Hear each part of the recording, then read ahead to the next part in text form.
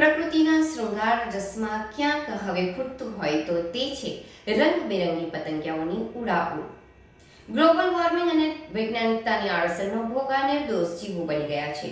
કૃષિ ક્ષેત્ર હોય કે બાગાયત ક્ષેત્ર, જ્યાં જોઈએ ત્યાં ઉત્પાદકતામાં વધારો કરવાની ઘેરછાયામાં ઝામુકી છે, ત્યારે પતંગિયાની પ્રજાતિ ભૂતકાળ બની રહી છે. આપણી જીવનશૈલીમાં પણ ભૌતિકતા વધી અને તેના પગલે પર્યાવરણ દૂષિત થયું. આબોહવા બગડી રહી છે ત્યારે ચોમાસાની ઋતુમાં પ્રકૃતિ સોળે કળાએ ખીલી હોય અને તેમાં શૃંગાર રસનો ઉમેરો કરતો પતંગિયાની પ્રજાતિ હવે લુપ્ત થતી જોવા મળી રહી છે. સામાન્ય રીતે નિર્દોષ અને અબોલ એવી પતંગિયાઓની પ્રજાતિની લુપ્તતા પાછળ કેવળ દૂષિત થયેલ આબોહવા અને કૃષિમાં જંતુનાશક દવાઓના છંટકાવનો અતિરેક જવાબદાર પરિબળ તરીકે ઉભરીને આવી રહ્યું છે. ખેતર હોય, બાગ બગીચાઓ હોય કે વનવગડાની લીલોતરીઓ હોય, પતંગિયાઓની ઉડાઉડ જોવા મળતી હોય છે. પરંતુ કાળક્રમે આ તેની સુંદરતાની પાંખોને હવે સમેટી અલિપ્ત થઈ રહ્યું છે.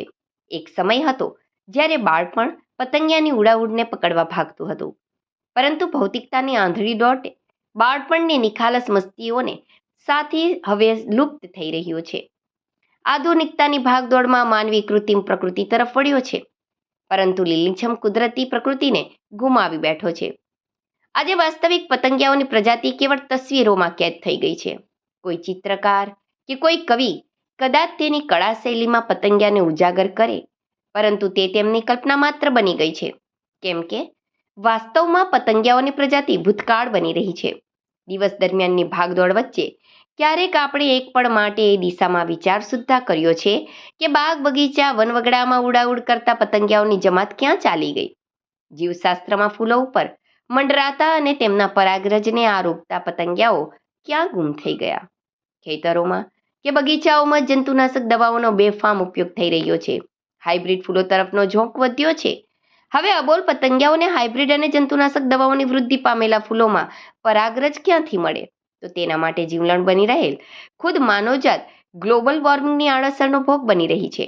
તો આ તો નાજુક, કુમળા અને અબોલ જીવોની તો સી વિષાદ. તે તો